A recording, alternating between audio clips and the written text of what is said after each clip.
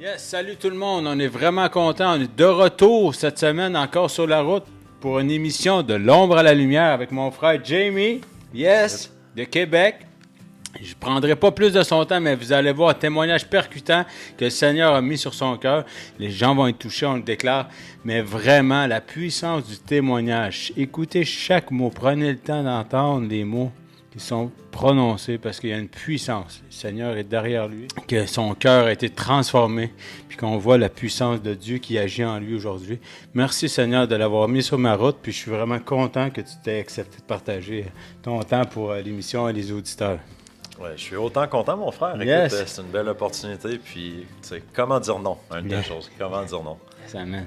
Alléluia. Ben, premièrement, bonjour tout le monde. Moi, c'est Jamie Roy. Je suis un jeune homme de Québec. J'ai 28 ans. Puis, ça fait maintenant 6 ans que le Seigneur est venu chambouler ma vie d'une manière extraordinaire. Puis d'une manière aussi très spirituelle. C'est ce qui part sur mon cœur aujourd'hui. Je vais vous partager un peu là, que le climat spirituel dans lequel j'ai grandi, puis comment est-ce que le Seigneur a utilisé ça pour manifester sa gloire, puis juste venir se présenter comme étant le chemin, la vérité et la vie, comme vous le savez déjà. Si vous êtes en train d'écouter Croître pour lui, fort probablement vous avez déjà capté ça. Mais si c'est pas le cas, en fait, je vais pouvoir peut-être vous aiguiller sur comment est-ce que le Seigneur, il peut vous montrer, puis il veut vous montrer qu'il est le chemin, la vérité et la vie. Amen, amen, c'est parfait. Alléluia. Vas-y mon frère, go Amen, all in. amen. That's it. Ben, moi, en fait, j'ai grandi dans une famille qui était... C'est peu pieuse, mais avec des bonnes valeurs, en fait. Une famille avec des valeurs québécoises, d'aimer son prochain et tout, mais forcément un peu un athéisme un peu léger, avec une forme de Dieu nous aime, il y a une force, il y a quelque chose, mais tout dans le but simplement de préserver son cœur, mais jamais sans avoir une certaine dédication spirituelle quelconque. Alors, moi, lorsque j'étais arrivé à l'adolescence, puis que ces questionnements-là ont commencé à devenir les miens, puis à devenir plus personnels envers moi, ce qui a vraiment harponné mon cœur dans la rébellion de mon adolescence, en fait, c'était l'athéisme. Mais l'athéisme de manière comme un peu orgueilleuse, dans le sens où ce que je condamnais, il n'y avait rien. Puis, au travers de cela, moi, il y a un mouvement comme que quand j'étais au secondaire, là, qui se voulait pseudo-scientifique, qui s'appelait l'extinctionnisme, dans le fond, qui aurait le cycle de la vie, que la vie ferait un cycle. Puis que c'est ça, nous on meurt là-dedans, puis des fois ça revient à la vie après, puis que la Terre va mourir, tout va mourir, puis ça va reprendre vie à un moment donné. Fait que c'est un peu cette pensée cyclique-là que j'avais adoptée, avec un œil scientifique, entre gros guillemets. C'est un peu triste comme histoire quand même. Ouais, mais ça, c'est en vrai, fait. mais beaucoup de gens adhèrent à ça. Mais, ouais, C'était très morose, en fait. Oui, ouais, il y avait ça. beaucoup de pessimisme à travers ça. Là. Moi, j'ai aimé la littérature lorsque j'étais à l'école, mais forcément, je suis tombé dans Baudelaire. J'avais le mort joyeux d'écrit en gros sur mes meubles de chambre lorsque j'étais adolescent. J'écrivais de la poésie complètement macabre. Puis la disposition de mon cœur était un peu comme ça. Mon regard sur le monde était macabre. Mon regard envers la mort était quelque chose d'inévitable, puis quelque chose qui inhabitait en nous également. C'était quelque chose comme que je ressentais. Ça s'y manifestait à travers mon art aussi, puis ça a engendré des mouvements en fait artistiques dans lesquels où ce que les gens utilisent un terme. Puis là, je ne censurerai pas, mais on va mettre les guillemets, mais le slang qui était utilisé à mon époque, on parle de, mettons, entre 2010-2012 peut-être, là, à cette époque-là, moi. Je devais être en adolescence, puis on disait tous « Fuck God, believe in yourself ». Yeah, boy. Fait que là, on ferme les guillemets, parce que nous, on parle pas comme ça. Non. Mais ça reste que c'est ce slogan-là un peu qui était resté. Il était imprimé sur des chandails. Il y avait même une compagnie de linge qui promouvoyait cela. Ça l'a également influencé beaucoup de l'art dans lequel j'étais. Là, j'étais dans des milieux artistiques plus jeunes. Mais c'est un peu dans cette pensée-là, en fait, que tranquillement, j'ai adopté la doctrine du satanisme athée, en fait. Oh boy. Fait que là, ça, c'est comme la partie où ça commence avec un aspect scientifique. Mais là, à un moment donné, tu réalises que tu as une volonté là-dedans. Que tu es une personne à part entière, puis que tu as une intention dans la vie, tu veux faire des choses. Mais là-dedans, avec l'orgueil qui avait bien enflé mon cœur d'adolescent rebelle, moi, je m'étais dit, en fait, on est tous notre propre Dieu. Puis, c'est ma perception des choses qui va influencer ma réalité. Fait que, de manière ésotérique, c'est de même que je l'expliquerai un peu, mais c'est un peu la fondation du satanisme athée où ce que chacun est son propre Dieu, puis ce qu'il estime être le bien est bien, ce qu'il estime être mal est mal. Fait que je m'étais mis à considérer les choses de manière objective, hein. Puis là, je regardais, c'est quoi que ça apporte? Si moi, ça me choque pas, c'est correct.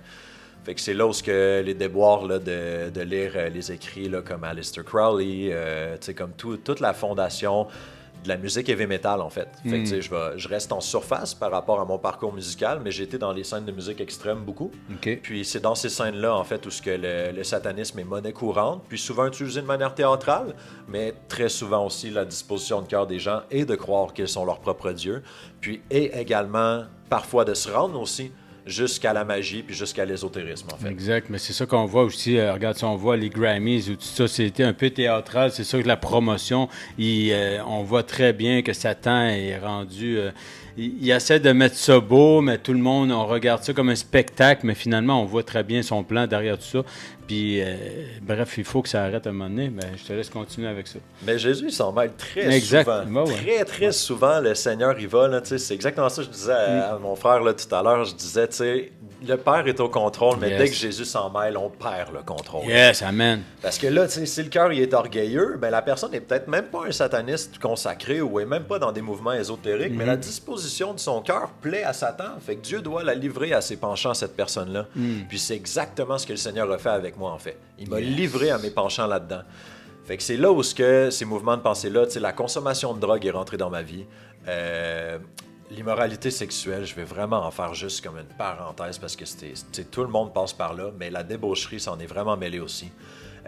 Puis après ça, l'affaire qui s'est passée par rapport à ces deux éléments-là, plus le contexte dans lequel ils étaient, c'est que ma perception du satanisme, qui était comme un peu caricaturale, avec la consommation de drogue et les psychédéliques, ça a comme pris une tangente à un moment donné. Parce que moi, dans le fond, j'étais un très grand consommateur de marijuana. Dans le fond, j'étais juste constamment en train de consommer de la marijuana. C'était les premiers bongs que j'ai fumés à 14-15 ans, mettons, et là, le monde, il m'avait fait tomber sur le dos. Fait que là, j'avais un entourage plus vieux dû au milieu artistique. Ces gens-là m'avaient amené à consommer des quantités ou des manières de consommer qui étaient beaucoup trop extrêmes pour quelqu'un qui n'avait pas de tolérance à la marijuana. Puis ça allait escalader à un point à un moment donné où c'était comme une drogue de constance pour moi. Là. J'étais pas complètement altéré par la marijuana. J'étais juste complètement high en permanence. Exact. Puis ça n'altérait plus ma manière de fonctionner. En fait, les gens ils réclamaient de ma personne à un certain point que je consomme pour que je sois un petit peu plus gérable, un petit peu plus tolérable au niveau du caractère. Fait que ça l'a juste fait en sorte que moi, mon désir d'avoir des expériences puis de me sentir complètement vivant, parce que comme je vous partageais, tu sais, moi, la mort puis tout ce qui était macabre, c'était des sentiments qui m'habitaient. Donc, ma manière que j'avais trouvée de me sentir vivant, c'était d'aller vers les psychédéliques, d'aller vers les psychotropes. J'étais un grand amateur de MDMA, en fait. Là, les fois que j'ai pu en avoir, c'était catastrophique. J'avais des onces d'MDMA dans les poches, puis je me faisais juste me tremper le doigt dedans en permanence. Fait que j'étais tout le temps comme un peu high. Fait que jamais totalement comme conscient. Mais ça, la raison pourquoi est-ce que je partage cette portion-là, c'est qu'en parallèle de cela, mon parcours spirituel, il s'était comme métamorphosé dans ce que le satanisme devienne une forme de pseudo-hindouisme.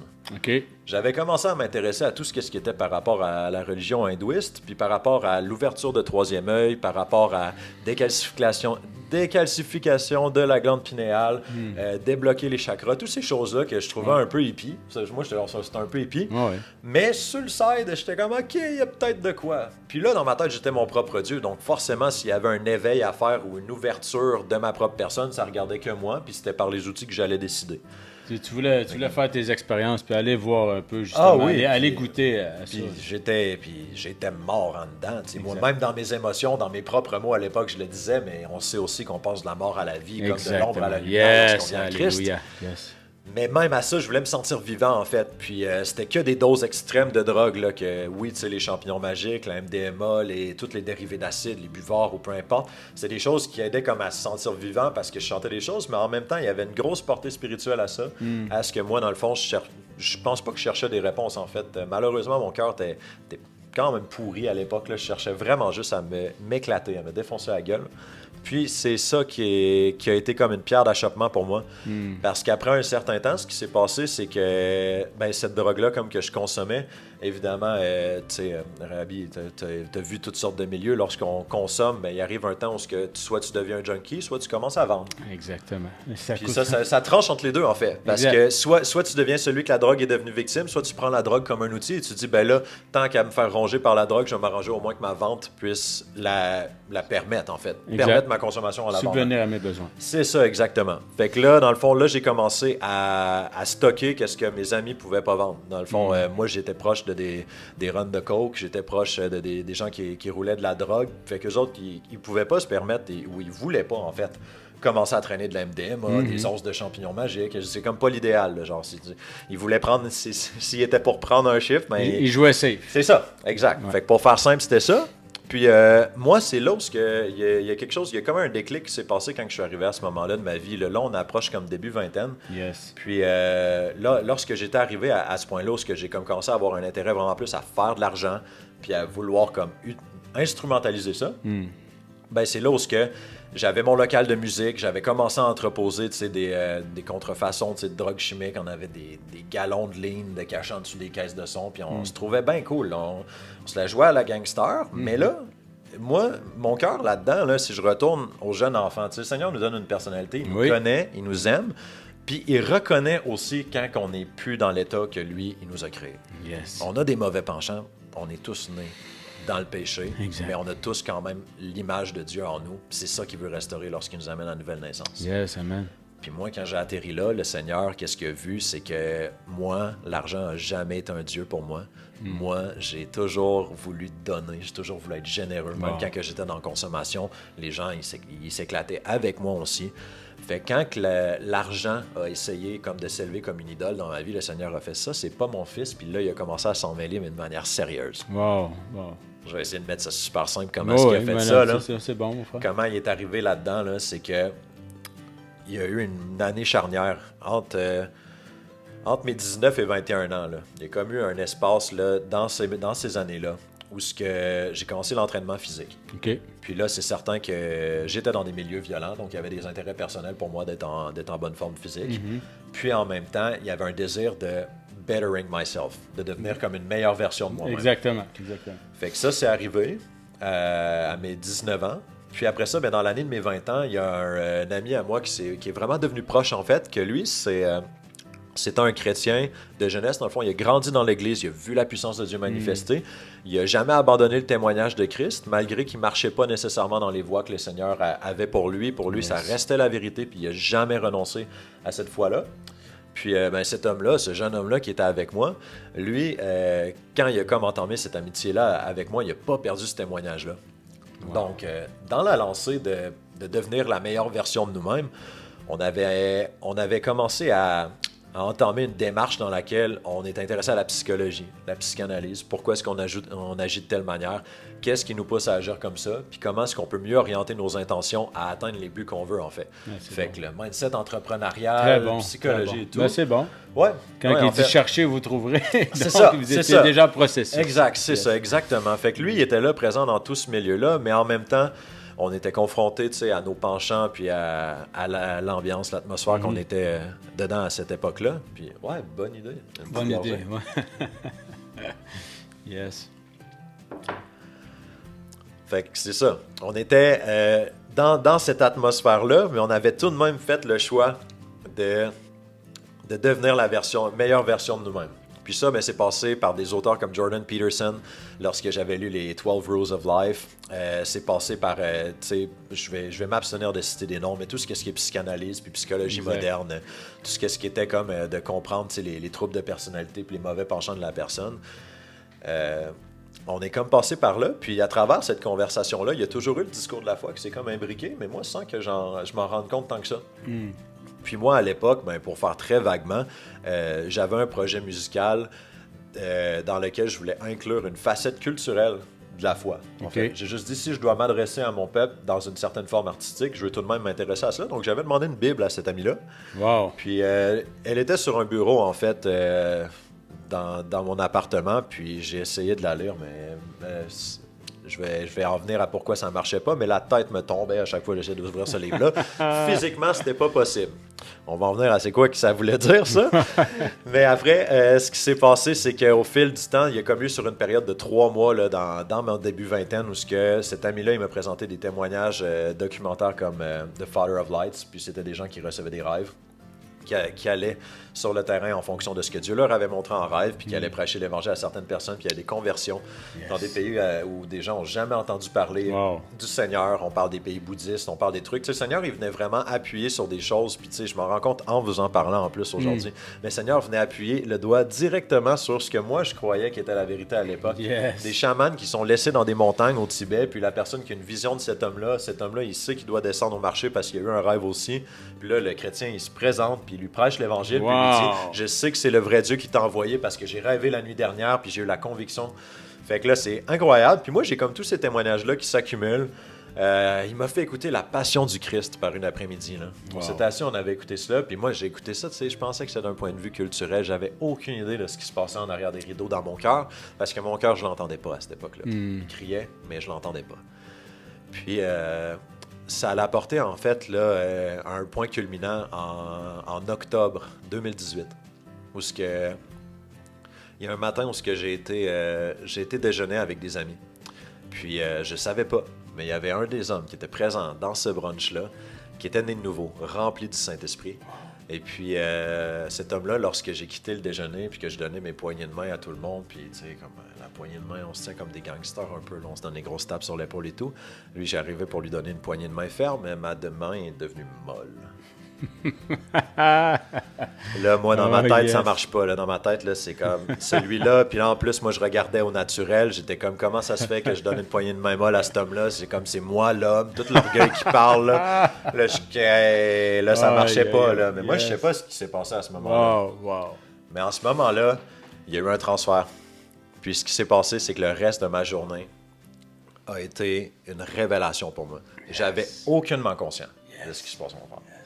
Aucunement conscience de qu'est-ce qui se passe, mais tout ce que je sais, c'est que je retourne chez moi, puis tous les sujets de conversation que j'ai avec mon coloc, j'habitais avec 2 colocs à l'époque, puis c'était des vieux chums aussi, puis toutes les conversations que j'ai avec eux tournent autour de c'est quoi qu'on fait en général avec notre vie en ce moment, puis c'est quoi notre environnement de vie.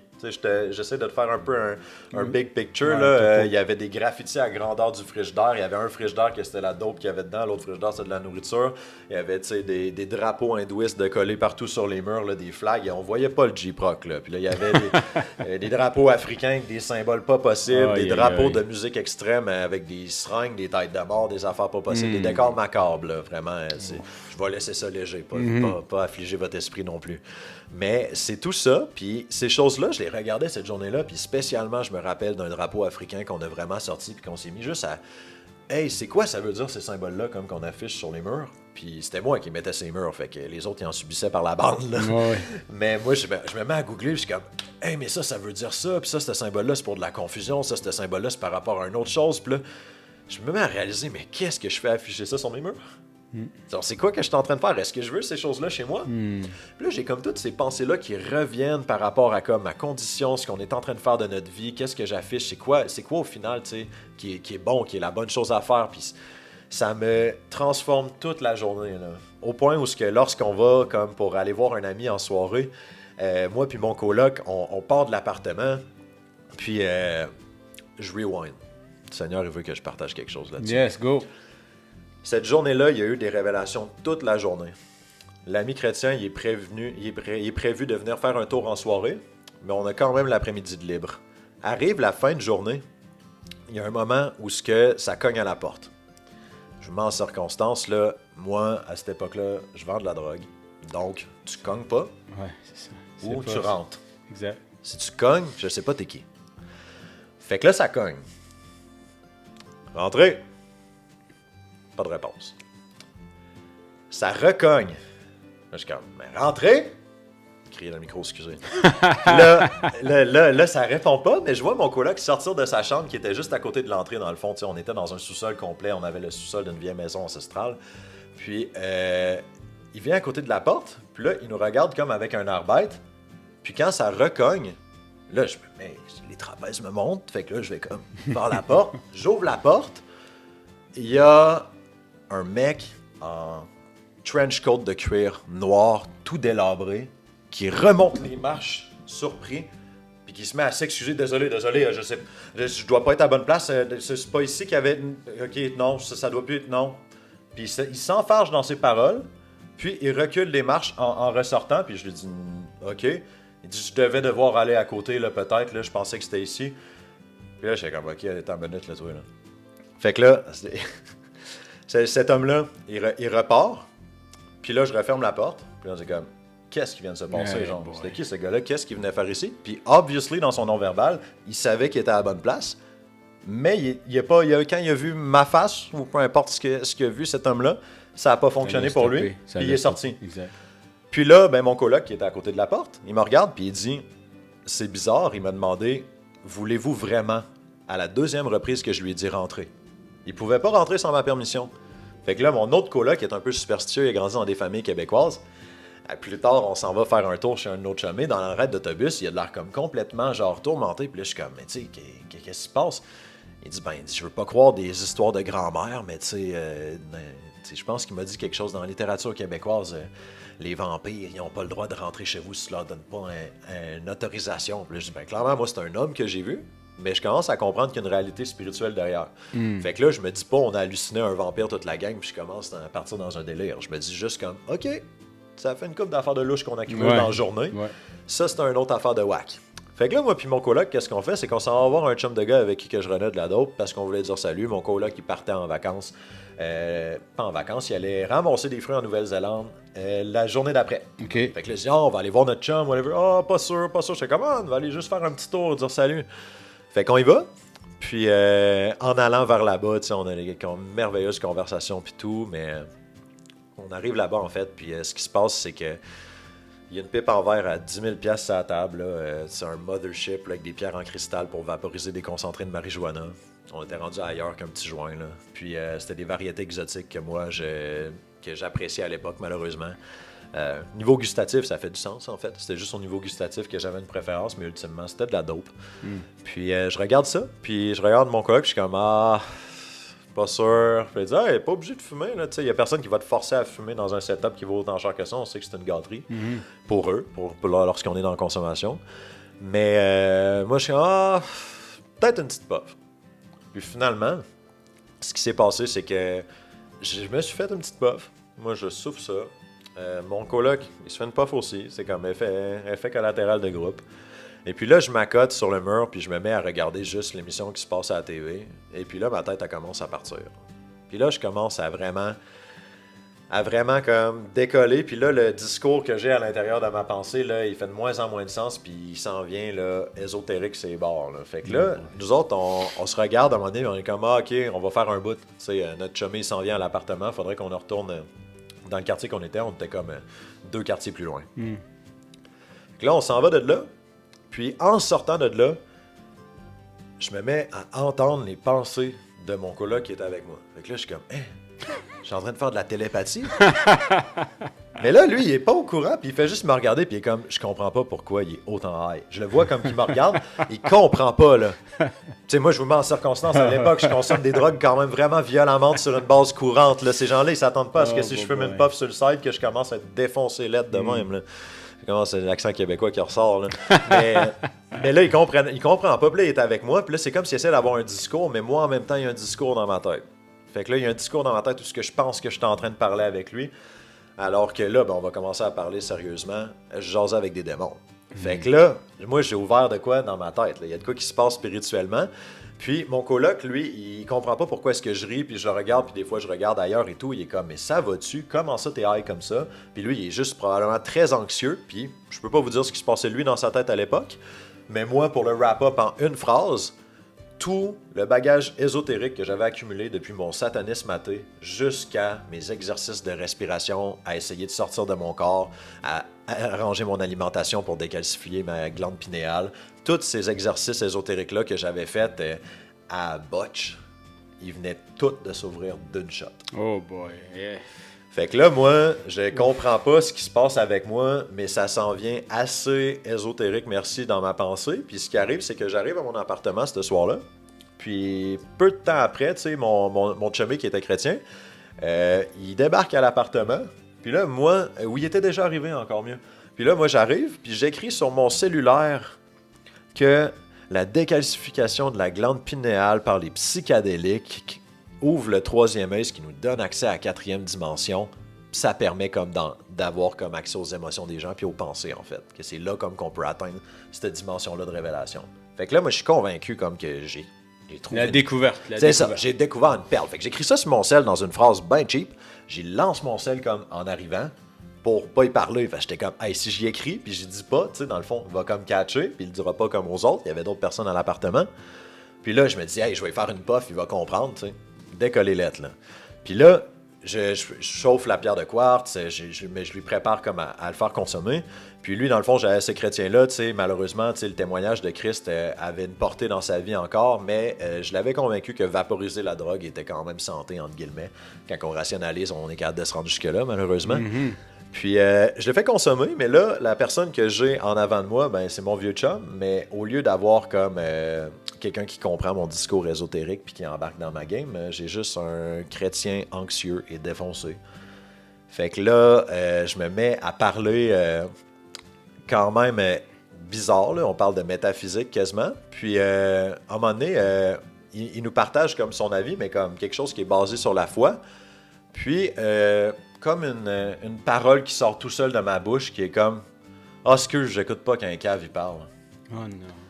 Fait que là, mon ami, il se lève, puis il vient à côté de moi, puis il dit « Je sais pas c'est qui est en train de parler à travers toi, là, mais la vérité, c'est Jésus-Christ, puis Jésus-Christ crucifié. » Oh, yes! Puis j'ai envolé à terre, mon frère. J'ai smashé de tout mon long en bas de ma chaise. Je suis tombé, face par terre.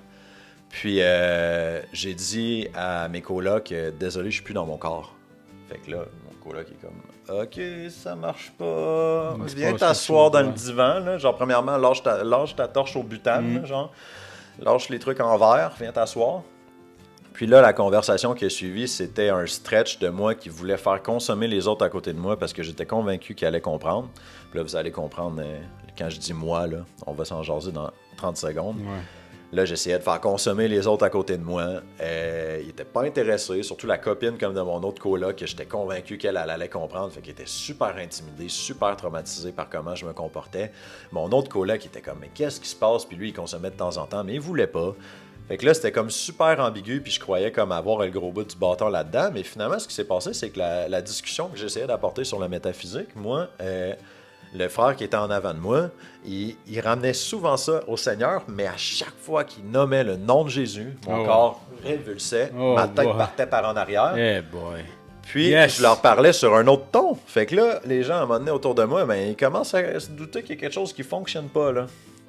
Fait que là, eux autres, évidemment, le discernement, ben, il arrive assez vite. Quand tu vois quelqu'un commencer à avoir des coups de tête parce que tu nommes le nom de Jésus, tu te dis plus juste « Ah, il doit être juste un peu high », là, surtout qu'il te parle sur un autre ton de voix. Yes. Fait que là, ces amis-là, ben, tu sais, la soirée, je les envoie se coucher. Je leur dis comme, ce serait mieux, mettons, que tu fasses un bout. À un moment donné, leur présence commence à, même moi, m'agresser. Puis, à un moment donné, ça termine à ce que j'ai mon coloc, puis après ça, mon ami qui est à côté. Ce qui se passe après, c'est que je commence à réaliser qu'il y a deux volontés en moi. Puis là, je commence comme à pas tant bien filer. Mon coloc, lui, je l'ai dit à lui aussi de partir.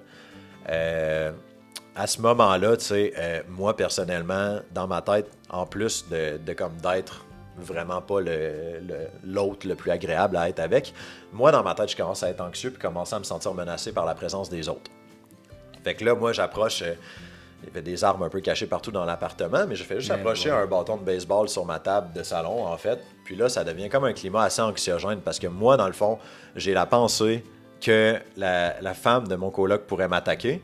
Eux autres sont convaincus de la même chose. Ils sont convaincus que moi, je pourrais les attaquer. Fait que là, il y a comme une espèce de dissonance là, spirituelle là, qui se passe. Mais j'ai mon bâton de baseball sur la table. Je parle sur un ton de voix ultra grave puis ultra menaçant. Mais en même temps, après un certain temps, je me mets à demander à mon ami qui est en face de moi, mon coloc s'en va se coucher. Puis là, je suis seul à seul avec mon vieux chum. Puis je suis comme, man, y a-t-il quelqu'un qui peut prier pour moi? Je pense que ça va pas, là. Puis là, je réalise qu'il y a deux volontés qui en dedans de moi, là. Puis là, il dit, ouais, je peux écrire à quelqu'un. Puis là, comme de fait, ben... il écrit à quelqu'un qu'on a rencontré ce matin-là, qu'on avait été déjeuner avec, si vous suivez. Puis ce qui se passe, c'est que je me mets à lui répondre ces 2 minutes après. « Ok, c'est beau, là, laisse faire. » Et comme, t'es sûr? Puis là, je suis comme, « Hey, t'as-tu de ces nouvelles? » Puis back and forth, je lui dis de pas écrire à ce gars-là sur un ton de voix très menaçant. Puis après ça, je lui demande des nouvelles s'il lui a vraiment écrit. Puis moi, je commence à être tanné d'être un peu high, mais mon high, il redescend, mettons. Ouais. Fait que, tu sais, forcément, il y a quelque chose de naturel là-dedans aussi. Quand une drogue altère ton corps, ben, à un moment donné, il y a une descente. Ouais. Puis là, ça commence à descendre, mais moi, je me sens pas mieux, par exemple. Je me sens plus en contrôle, je me sens revenir à moi-même, mais je me sens vraiment pas bien. Puis ce qui se passe, c'est que, tu sais, je menace pas mon ami, mais le climat est menaçant. Lui, il a aucune idée de ce qui se passe avec son vieux chum en avant de lui. Il entend un autre ton de voix que celui de son ami lui parler, puis après ça, il entend son ami lui parler. Fait que lui, il capote un peu, puis là, à un moment donné, je lui dis « Hey, tu devrais t'en aller », puis il dit comme « T'es sûr? » whatever. Puis après un back and forth, il finit par se lever, puis il dit « Tu sais, j'ai un Uber qui est là, je vais faire un bout. » Je suis tellement en contact avec le gars. Le gars, dans le fond, il avait répondu « Je peux pas être là ce soir, mais rejoins-moi demain, il y a des gens qui vont pouvoir prier pour toi. » Yes. Puis là, je suis comme « Ok, au moins on a ça. » Puis là, moi, j'écris au gars, puis là, je suis comme « Man, prie pour moi, parce que ça marche pas pantoute. » Puis je vais pour aller me coucher. Puis, j'ai pas besoin de donner des détails, mais je peux vous dire que c'était la pire nuit de ma vie. Puis, moi, dans le fond, là, cet appartement-là, c'est ça, je dormais là, dans une ancienne entrée. Puis, c'était comme une petite chambre comme ça. Puis, j'ai passé vraiment une nuit abominable, mais à force d'être dans cet état-là, j'ai fini par m'endormir quand même. Puis, ce gars-là, il m'avait donné une adresse le lendemain à laquelle le rejoindre. Yes. Puis, je suis allé le rejoindre. Yes! Oh yes! Fait que là, c'est le bout là, où on arrive ombre à la lumière. Là. J'ai assez donné d'ombre, là, mais là, le contexte, vous allez voir comment est-ce que le Seigneur l'a utilisé. Yes. Ça va peut-être être un petit peu plus long que votre 20 minutes habituel, puis je vous demande pardon, mais si ça peut vous bénir. Pas de problème. Fait que là, j'arrive là, chez ce gars-là le lendemain matin, puis lui, il me présente l'Évangile de la manière la plus simple, là, comme un cœur d'enfant. Il me dit, moi, j'avais la dépression, le Seigneur m'a guéri. Il dit, le Seigneur est venu me chercher aujourd'hui, on vit par la foi, les gens, ils nous font des dons, on va évangéliser, on prie, on voit les malades guéris. Il m'explique ça tout simplement, puis moi, je suis juste, ouais. Tout est mieux que ce que je vis en ce moment. Yes. Go, on y va. J'ai rien. Il y a des dames qui veulent aller au même endroit que nous puis qui font du covoiturage, en fait. Puis quand je les regarde, elles refusent d'embarquer avec la dame qui était leur voiture. Puis quand que je regarde ailleurs, ces dames-là rechangent d'idée puis disent « Ok, c'est beau, ils se laissent convaincre comme de se présenter sur les lieux. » Mais à chaque fois que je me retourne puis je le regarde, là, ils se remettent en doute puis ils ont peur. Fait que là, je suis comme, OK, il y a de quoi en dedans de moi qu'il faut pas qu'il soit là. Je commence à additionner un peu nécessairement. J'ai pas grandi dans la foi chrétienne, j'ai aucun background avec ça, mais je commence à additionner comme qu'il y a clairement quelque chose qui se passe en dedans de moi qui est pas adéquat.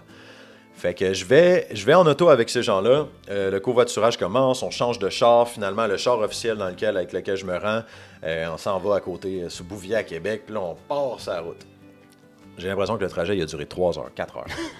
J'avais la tête à côté, dans la fenêtre, puis je revoyais chaque erreur que j'avais faite. Oh boy. Chaque crime que j'avais fait. Chaque femme avec laquelle j'avais eu des rapports. Chaque violence sexuelle que j'avais vécue ou donnée. Chaque perversion qui avait eu lieu dans ma vie. Chaque vente de drogue, chaque escroquerie. Tout ce que j'avais fait, je le voyais là, depuis le plus loin que le Seigneur m'a permis de m'en rappeler à ce moment-là. Puis je regrettais amèrement la personne que j'étais. Ouais. Puis le regret, c'est une chose, mais le regret comme qu'il y avait à ce moment-là, aujourd'hui, je le sais que ça s'appelle une repentance. Yes. C'est au-delà d'un regret. Yes. C'est vraiment un goût amer dans ta bouche. Un goût amer vraiment à détester ce que tu as fait, détester le passé que tu as. Yes. Puis après cette ride de char-là qui, by the way, a duré 1h15. Moi, je pensais que c'était 4. Oh, mais c'était important. C'était exact, c'est ça. Mais moi, on m'a pas appris. Fait que le Seigneur a fait grâce à ce moment-là de me faire vivre cela par sa main, qui était sûrement par son esprit qui avait décidé de commencer quelque chose. Puis en arrivant sur les lieux là-bas, ben, c'était très simple. Le frère qui m'avait amené là-bas a sorti une petite carte un peu ludique pour m'expliquer l'Évangile, m'expliquer ce que Jésus avait fait pour moi. Yes. Comment est-ce que le premier homme a péché, puis nous, on a hérité de cet ADN-là, de cette nature-là de faire le mal, malgré qu'on veut faire le bien. Puis que lui avait payé le prix, parce que Dieu s'est incarné en tant qu'homme pour venir marcher comme ce que l'homme n'est pas capable de faire d'une manière parfaite. Puis lorsqu'on l'a tué, ben, ce Jésus-là, en fait, c'est le prix. Il a payé le prix pour tous nos erreurs. Yes. Puis là, il termine puis il dit, ben là, c'est à notre tour de jouer. Lorsqu'on entend ce message-là, c'est est-ce qu'on accepte le prix qu'il a payé pour nous? Puis est-ce qu'on rentre dans cette promesse-là que Dieu a dit, celui qui accepte mon sacrifice revient en relation avec moi. Yes, amen. Puis moi, à ce moment-là, malgré mon état, mon cœur crie oui. Puis je lui dis, ouais, tu sais, j'ai rien d'autre à répondre à ça. Puis la situation, comme l'après-midi continue, pour faire simple. Puis arrive un moment où les leaders de la rencontre à laquelle on m'avait amené, moi j'ai aucune idée je suis où en fait là, techniquement, bon je vais faire un clin d'œil aux chrétiens qui écoutent le podcast, j'étais au camp de l'Arche en Beauce. Yes. Aucune idée je suis où par exemple. J'ai aucune idée je suis où par exemple. Ouais c'est ça. Moi j'ai aucune idée je suis où, vraiment là, je suis out of the blue, on m'a amené quelque part. Puis je suis dans le milieu, là, puis je vais même vous situer, gang. Je suis dos à la table de billard sur le dernier parterre, juste en avant là, du racking de manteau. Là, puis je suis debout, puis je regarde dans le vide. Là. Puis là, le frère vient me voir, puis il me dit « Qu'est-ce que je peux faire pour toi? » Puis je dis « Écoute, il y a juste un mot qui me revient en tête, puis c'était silence dans ma tête. Là. Puis il y a juste un mot qui résonne dans ma tête en ce moment, puis c'est baptême. » Fait « Cool! J'avais prévu le coup! » Il s'en va d'abord, il court, il va chercher des shorts et un t-shirt, il me donne ça. Puis moi, je vais me changer. J'ai aucune idée qu'est-ce qui se passe. Je suis le dernier sur la liste. Les gens, ils me regardent. J'ai l'impression qu'ils m'haïssent. Là, je comprends absolument rien. Ils me demandent si je veux être filmé. Je dis, ben pour des raisons professionnelles, non. Tu sais, à l'époque, j'étais un artiste. Il y a plein d'affaires. Je sais pas les précédents que ça peut amener. Fait que là, je suis comme, non, c'est ça. Puis là, finalement, tous les baptêmes se passent, les gens sortent de l'eau. Ah, c'est ça le Saint-Esprit! Puis là, ils capotent. Là. Ah, yes. Fait que là, je suis comme, j'ai aucune idée de ce qui m'attend. Yes. Moi, je m'approche, je me lève, je mets les 2 pieds dans l'eau du bain, je m'assois. Puis là, il y a une gentille maman qui fait juste me regarder, puis elle me prend la main, puis elle me regarde, puis elle dit... C'est quoi ton nom, oui? Puis elle dit Jamie. Elle dit OK, c'est bon. Elle dit Jamie, est-ce que sur la base de ta propre foi, je te baptise pour les pardons dans Jésus-Christ? J'ai oui. Meurs en Christ, naît en Christ. Elle me ressort de l'eau comme une guenille. Le monde se met à prier en langue. Ils se mettent à chasser des démons. Puis là, moi, je sais pas c'est quoi prier en langue. Je sais pas que les démons existent. Obviously, j'ai comme une petite idée. Mais ce que je sais, par contre, c'est qu'en ce moment... Ma mâchoire est en train de décocher au complet. Mon corps révulse. Puis les gens, ils s'adressent à des esprits. Puis après, esprit, ils disent esprit de. Puis là, après ça, mon frère, il mentionne des choses que j'ai jamais dit à personne. Yes. Puis quand ils disent ça, puis qu'ils ordonnent, sors dans le nom de Jésus, je sens physiquement des boules de pression sortir, couler dans ma gorge, arracher ma mâchoire en sortant, puis sortir. Puis il y a un relâchement à chaque fois qu'il y en a un. Puis au fur et à mesure que ça avance, je me sens de plus en plus léger, mais ça arrête pas, puis ça arrête pas. Puis il mentionne des choses qui étaient secrètes, des choses que j'ai jamais dit, des choses qu'il y a juste Dieu qui peut savoir, I guess. Yes. Puis là, après un certain temps, ils se regardent, puis ils sont comme, hey, tu sais, qu'est-ce qu'on peut faire pour lui et tout. Puis arrive un moment où on va switcher à la caméra de bord. Ça, c'est quelque chose qu'on va partager par la suite. Moi, comment je l'ai vécu, c'est vraiment différent que comment ça s'est passé. Mais à un certain moment, semblerait-il là, que la femme qui menait ma délivrance, là, salut Joliane, puis la femme qui menait la délivrance, elle me regarde à un moment donné, puis elle me dit « Coudon, tu fais-tu à semblant? » Puis là, moi, je lui réponds « Je pensais que c'était ça qu'il fallait que je fasse. » Moi, je suis un peu déconnecté, en fait. Là. Ce qui arrive, là, c'est que quand la mâchoire me décoche, je me dis, il faut que je l'aide, puis que moi aussi, j'ouvre la bouche, là, que ça sorte ces affaires-là. Puis je sais pas comment l'aider. Moi, je suis juste, obviously, ils font quelque chose de bien parce que ça sort. Fait que là, elle se remet de plus belle à prendre autorité sur moi, puis à commander aux esprits de quitter, pensant que je riais d'elle. Mais je riais pas d'elle à ce moment-là. Mais lorsqu'elle se remet à prendre autorité, je me mets à m'écrouler dans le bain. Mes yeux révulsent par en arrière. Mon teint devient gris.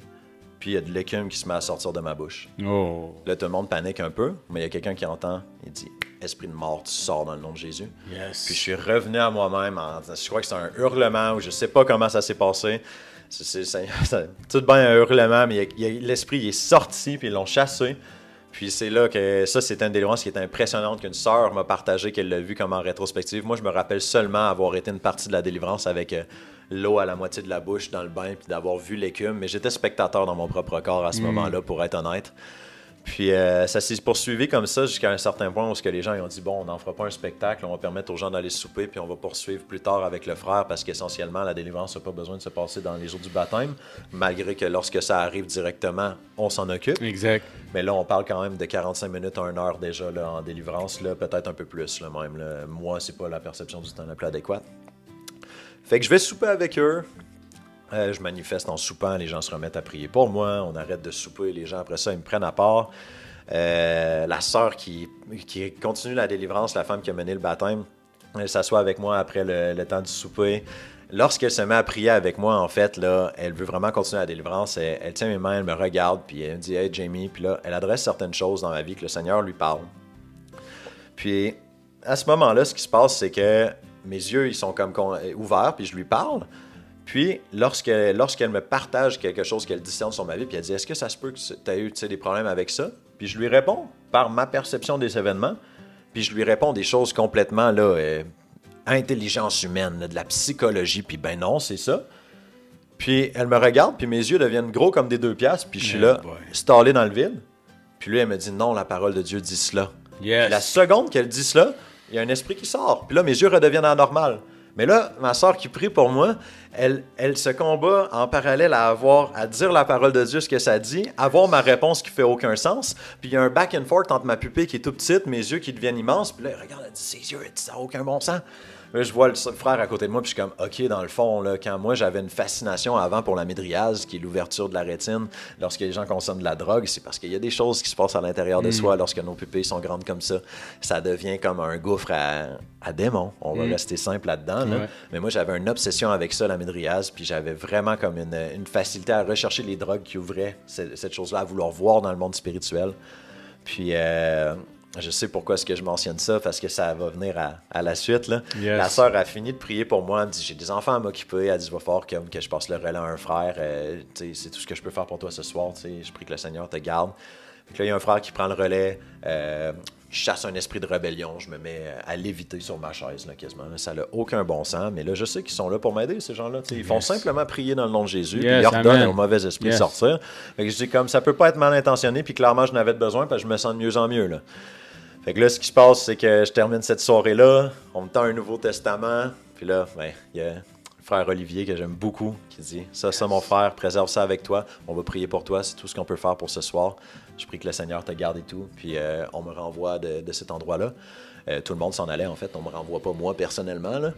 Mais c'est ça. Moi, j'ai fois que je suis allé dans une église ou que c'est une communauté ou qu'il y a quelque chose comme que je vais revenir là cette semaine, puis là, je me dis, mais tu sais, je devrais inviter du monde, c'est incroyable ce que j'ai vécu ici. Je suis convaincu qu'il y a une suite dans les événements, alors que ça, c'était comme juste une école de disciples-là où les gens y apprennent à servir Jésus, ils apprennent à vivre pour Jésus, puis c'était juste un moment dans le temps, à un certain endroit. Yes. Mais tu as été au bon moment, au bon endroit. Ouais, puis tu as vécu, c'est pas ça. Moi, puis, ça. Non, c'était une rencontre divine, justement. Puis c'était ta rencontre avec le Seigneur. Puis quand le Seigneur veut qu'il nous appelle, qu'il nous apporte justement à des destinations que c'est déjà prévu, puis toi, à ce moment-là, c'était ta délivrance qui était la première chose à faire avant de justement de recevoir le Seigneur. Il devait te transformer violemment. Des fois, c'est ça, chaque personne, c'est différent. On a tous des discours différents, on a tous des témoignages différents, mais ouais, vraiment, le Seigneur, il savait où était le problème.